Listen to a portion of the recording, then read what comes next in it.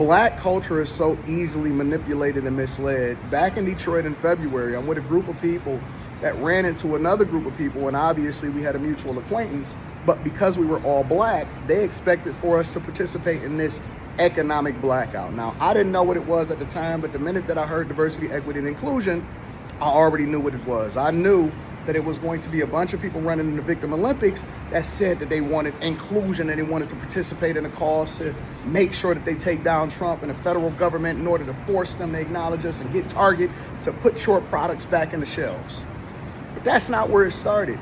I went home, did a little bit of research, and I realized that it was started by a guy named John Schwartz.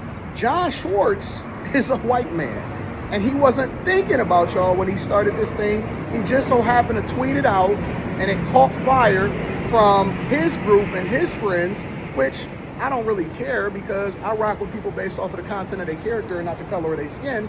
However, it played a game of telephone, and by the time it got back to black people, y'all thought that just because it had black in the title, that it was for you, and they were trying to get you to make sure that you were acknowledged and they were working on your behalf. And you had white women join in, and we all know, as soon as a bunch of liberal white women come into the picture, that it all gets hijacked, and then it becomes something completely different than what it was supposed to be. And then y'all embraced it, and by the time that it got back around, and I seen it catch fire on the internet, people were trying to shame you if you were a black person that didn't participate in the economic blackout. Meanwhile, John Schwartz was over there creating the People's Union. He scrambled to create this People's Union, and he created this new group that basically now is getting a GoFundMe. And I heard that as of the recording of this video, that it has over $70,000. Haven't y'all been misled enough? Ain't you tired? Don't you remember what happened with Black Lives Matters when it was a bunch of lesbian black women that had these liberal views and these Marxist mindsets that ultimately hijacked and took y'all money, and then eventually they bought a bunch of mansions over in California, and y'all still haven't held them accountable or acknowledged the fact that Candace Owens actually exposed them and you didn't even ask for your money back?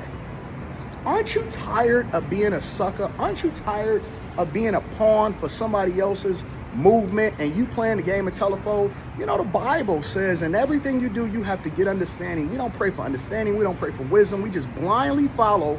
And this is one of the reasons why a lot of y'all followed the 93% of women over to the polls to vote for Kamala Harris. Aren't you silly?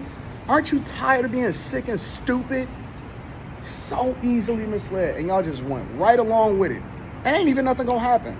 And y'all not gonna come back and say, you know what, I was off, I was wrong, I didn't even know what I was talking about, I should have did some research.